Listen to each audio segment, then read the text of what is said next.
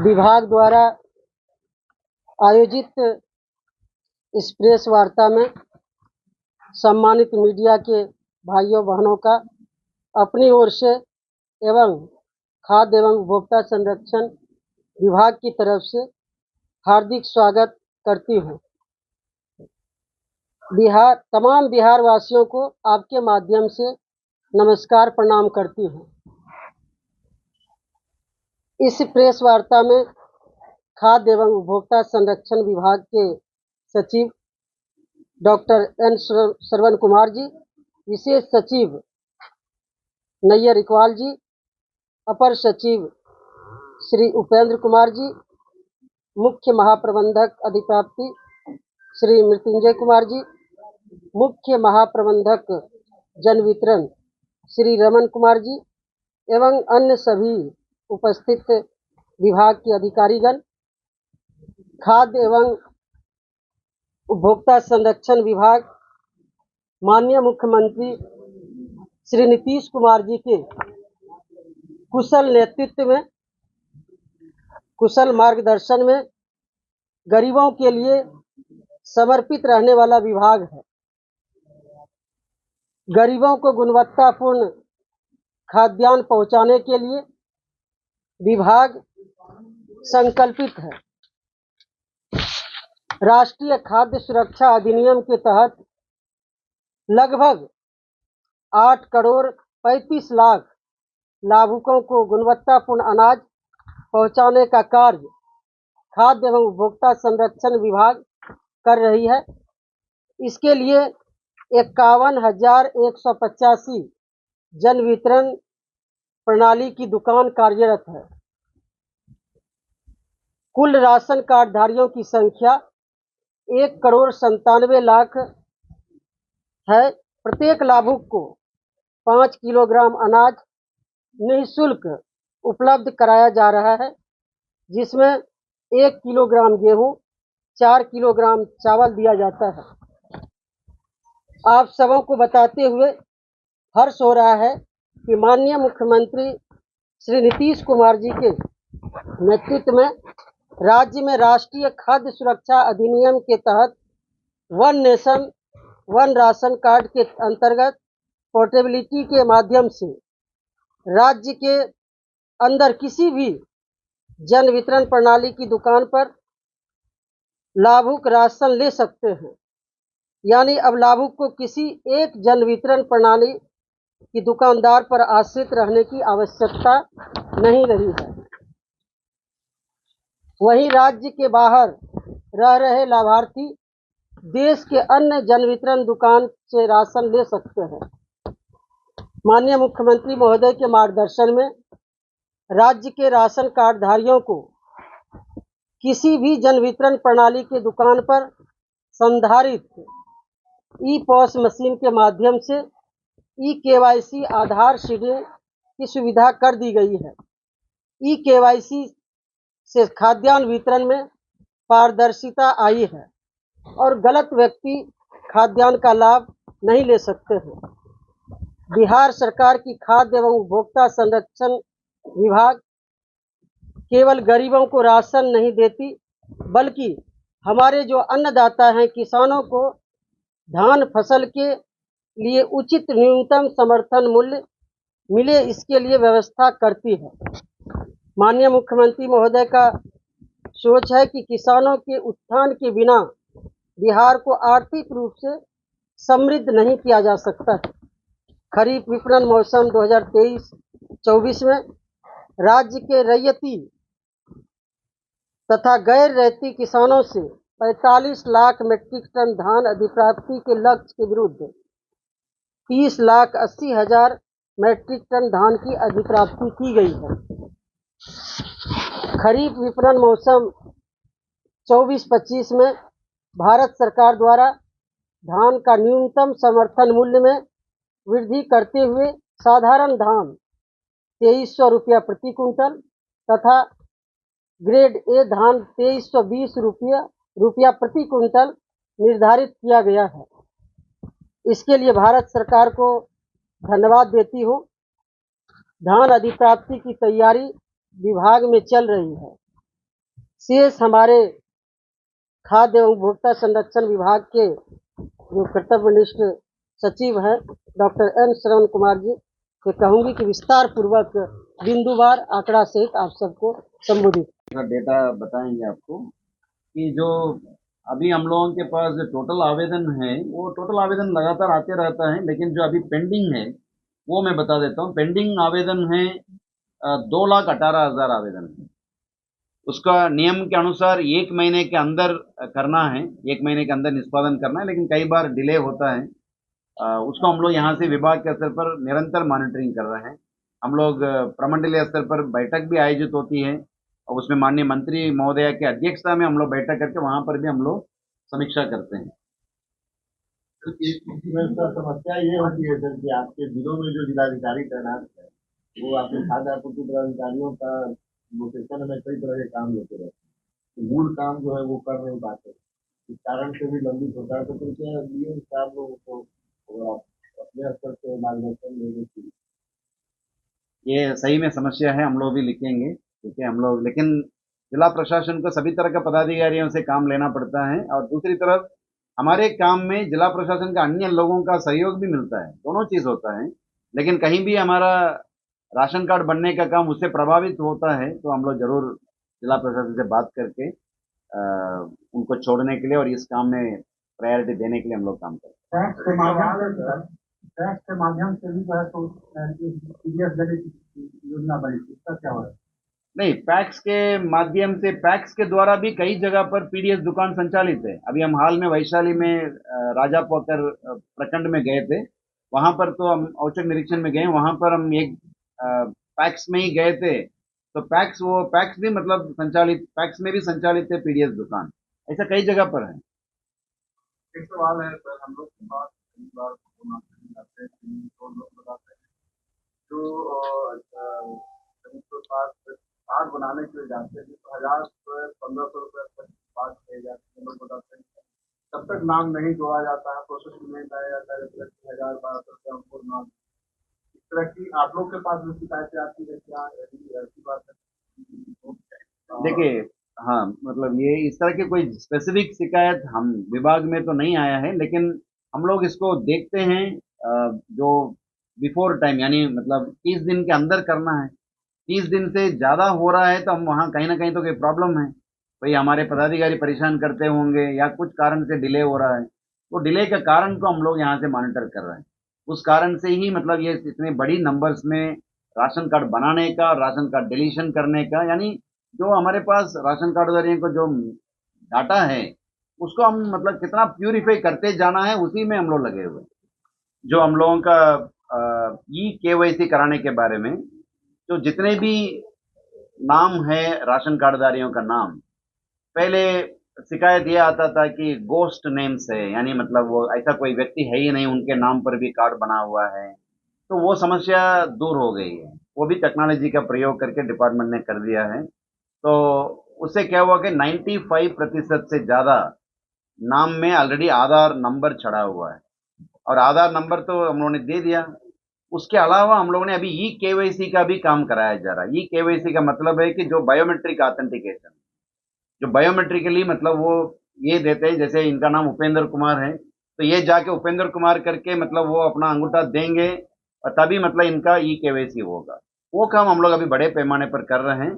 E KYC में already 61% लोगों का, कितने भी लोग हैं प्रत्येक व्यक्ति का, जैसे 8.35 करोड़ जो कार्डधारी हैं, उन सभी लोगों का हम लोग बना रहे हैं। उसमें 5 करोड़ से ज्यादा यानी 61% लोगों का ऑलरेडी ई केवाईसी हो गया। बाकी लोगों का भी हो रहा है। कुछ लोग जैसे बाहर काम कर रहे हैं, हमारे बिहार के लोग हैं, बाहर काम के लिए बाहर जाते हैं, ऐसे लोगों के लिए हम लोग इंतजार करेंगे, क्योंकि वो जो त्योहार के टाइम में आते हैं तो उस समय में उन लोगों का हम लोग कराएंगे। तो ये ई केवाईसी कराने के क्रम में हम लोगों का लगभग 40 लाख लोगों का नाम हम लोगों का हटाए हैं। माननीय मंत्री महोदय का लगातार हम लोगों के इस संबंध में निर्देश प्राप्त होता है कि जो सही व्यक्ति है वही नाम रहें, तो उस पर हम लोगों ने बड़ा काम किया। लगभग 40 लाख यूनिट है यानी 40 लाख लोगों का नाम हम लोगों ने इसको हटाया है। और जो कोरोना के टाइम से लगातार राशन कार्ड का, नया राशन कार्ड बनाने का काम हो रहा है, उसमें भी लगभग 55 लाख लोगों का नाम जोड़ा भी गया है। यानी सही व्यक्ति छूटा हुआ है तो उनका नाम जोड़ा जा रहा है, गलत आदमी का नाम है तो उनका हटाने का काम लगातार हम लोग इसको कर रहे हैं।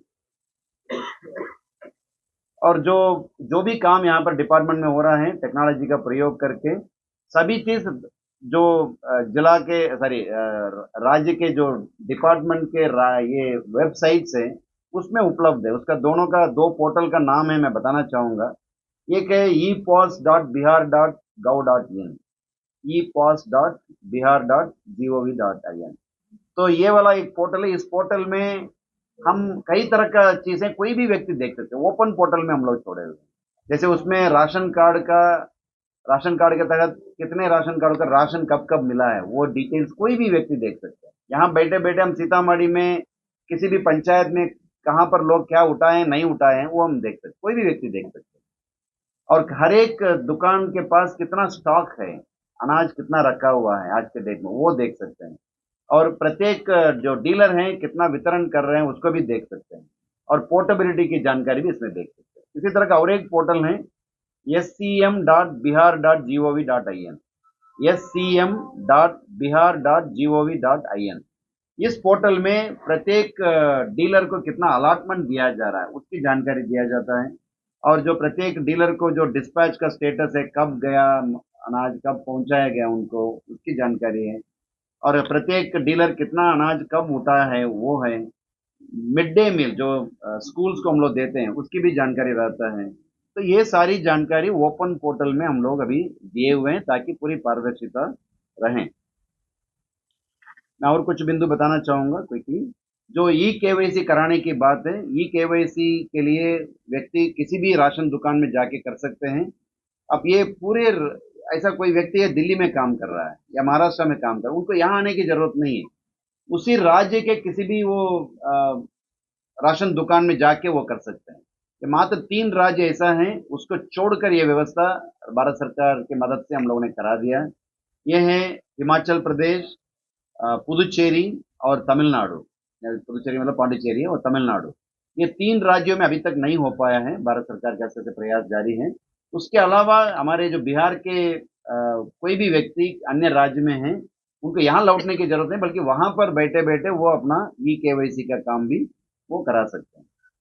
जो राशन दुकान में कितने भी बांटा जा रहा है उसकी मॉनिटरिंग करने के लिए एक सिस्टमेटिक व्यवस्था है राज्य में, विभाग में।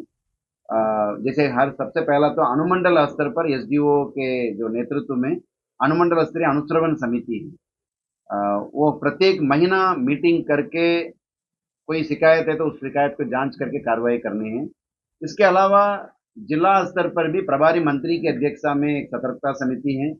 उसी तरह प्रखंड स्तर और पंचायत स्तर पर भी सतर्कता समिति गठित है। उसकी मीटिंग्स किया जा रहा है, उस पर कंप्लायंस को सीरियसली देखा जा रहा है। ये राशन कार्ड और जो राशन वितरण से संबंधित है।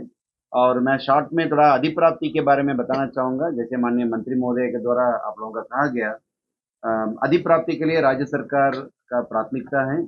और अधिप्राप्ति में राज्य सरकार का निर्णय है कि धान, गेहूं, उसके अलावे हम दलहन और मक्का का भी अधिप्राप्ति करने के लिए हम तैयार हैं। पिछले साल हम लोगों ने मक्का के लिए तैयार किए थे, 2-3 साल से हम लोग अधिप्राप्ति के लिए तैयारी रखे हैं। लेकिन दलहन और मक्का में थोड़ा न्यूनतम जो समर्थन मूल्य है उससे ज्यादा मार्केट प्राइस रह रहा है, तो इस कारण से वास्तव में नहीं हो पाए। बट अदरवाइज सरकार के स्तर से ये व्यवस्था ऑलरेडी है। और धान अधिप्राप्ति लगातार किया जा रहा है। सबसे अधिक 45 लाख मेट्रिक टन 2 साल पहले किया गया।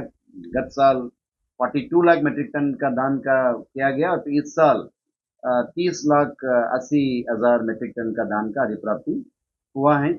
उसके अगेंस्ट में जो हमें सीएमआर प्राप्त करना है, लगभग 98% सीएमआर प्राप्त हो गया है। 15 तारीख तक हम लोगों ने अंतिम डेट रखा है। जो कुछ लोग बचे हुए मिलर और पैक, उनसे हम लोग इसका प्राप्त कर रहे हैं। अभी आने वाले वर्ष में ये 24-25 का भी धान अधिप्राप्ति के लिए हम लोग पूरी तैयारी में हैं। सहकारिता विभाग के साथ मिलकर हम लोग नवंबर महीने में, पिछले साल जैसे नवंबर महीने से अधिप्राप्ति का काम प्रारंभ करने के लिए, जो न्यूनतम समर्थन मूल्य पर खरीदने के लिए सभी तरह की व्यवस्था हम लोगों ने ऑलरेडी करके रखा है। और राज्य सरकार के अनुमोदन के बाद इसको हम लोग प्रारंभ करेंगे। तीसरा एक महत्वपूर्ण मुद्दा है, मैं बताना चाहूँगा, विभाग का है, वो उपभोक्ता संरक्षण अधिनियम है। उसके तहत उपभोक्ता के संरक्षण के लिए हम क्या कर रहे हैं। विभाग में माननीय मंत्री जी के जो नेतृत्व में विभाग में एक निदेशालय है, उपभोक्ता संरक्षण निदेशालय। तो उसके देखरेख में कई तरह का काम हो रहा है। तो उसमें जो भी उपभोक्ता है, कंज्यूमर कोई भी हो सकता है किसी भी क्षेत्र का, उनका कोई भी शिकायत होगा, शिकायत मुख्य रूप से दो तरह का शिकायत होगा। जो भी खरीदा जा रहा है उसमें कुछ कमी यानी डिफेक्ट इन द प्रोडक्ट, ठीक है, या कोई सेवा प्राप्त कर रहा है उसमें कुछ कमी होगा यानी डेफिशिएंसी इन दी सर्विस। मुख्य रूप से ये दो चीज के लिए कोई भी क्षेत्र में हो, या गाड़ी की मामला हो, या कोई साबुन ही खरीद रहा हो, या कोई भी चीज खरीद रहा है उसमें कुछ उनका कमी है, उसके खिलाफ में वो कंज्यूमर ग्रुप में वो प्रोटेक्शन के लिए, मतलब वो संरक्षण के लिए व्यवस्था है। ये व्यवस्था यही है, हर एक जिले में जो कंज्यूमर डिस्प्यूट रेजोल्यूशन फोरम है तो वो बना हुआ है, यानी जो उपभोक्ता विवाद प्रतितोष आयोग है, हर जिले में है। उसी तरह का राज्य आयोग भी राज्य स्तर पर है। राज्य में उसका जो अध्यक्षता है वो माननीय उच्च न्यायालय पटना से सेवानिवृत्त न्यायाधीश जी हैं। और उसी तरह का जो जिला में कमेटी गठित है, जिला में जो फोरम है, आयोग है, और जिला का आयोग है वो जिला स्तर के डिस्ट्रिक्ट जज से रिटायर्ड न्यायाधीश है, तो उनके अध्यक्षता में वहां पर है। ये मतलब अभी तक का हम लोगों का राज्य आयोग से लगभग 17,980 मामलों का निष्पादन हुआ है, और जिला आयोग में 1,15,000 से ज्यादा मामलों का निष्पादन हुआ। तो इसमें नियम यही है कि इसके अलावा जो राष्ट्रीय स्तर पर भी एक डिस्प्यूट रेजोल्यूशन फोरम है, वो राष्ट्रीय स्तर पर दिल्ली में है, उसमें भी लोग जा सकते हैं। लेकिन मुख्य रूप से जो 50 लाख रुपया तक का मामला होगा वो जिला स्तर पर होता है, और 50 लाख से 2 करोड़ के बीच में होगा वो राज्य स्तर पर है, और 2 करोड़ से ऊपर की कोई मामला है तो वो राष्ट्रीय स्तर पर ये मामला जा सकता है। इसमें सबसे इंटरेस्टिंग बात यही है कि अभी हाल में जो पटना जिला का एक आयोग है, पटना जिला का आयोग ने एक आदेश पारित किया। तो उसमें एक व्यक्ति ने गया है वो आयोग के पास, ये कहते हुए कि मतलब जो किसी एक कोचिंग इंस्टीट्यूट के बारे में उन्होंने मिसलीडिंग एडवर्टाइजमेंट दिया है। एडवर्टाइजमेंट ये दे दिया कितने भी लोग यहाँ पढ़ेंगे और सबको नौकरी मिलेगा टाइप का, ठीक है। तो वो नौकरी नहीं मिला तो उसमें केस किया है और बड़ा पेनाल्टी वगैरह हुआ, और कार्रवाई हो रही है उनके ऊपर, ठीक है। तो यानी कोई भी क्षेत्र का जो उपभोक्ता हो तो उनका समस्या है तो उसका संरक्षण के लिए भी हमारे डिपार्टमेंट काम कर रहा है। यही है मुख्य रूप से, जैसे माननीय मंत्री महोदया ने भी कहा और हम भी कहे हैं, मतलब खाद्य एवं उपभोक्ता संरक्षण विभाग से संबंधित जितने भी काम कर रहे हैं, तो इसके बारे में एक संक्षिप्त में विवरणी है।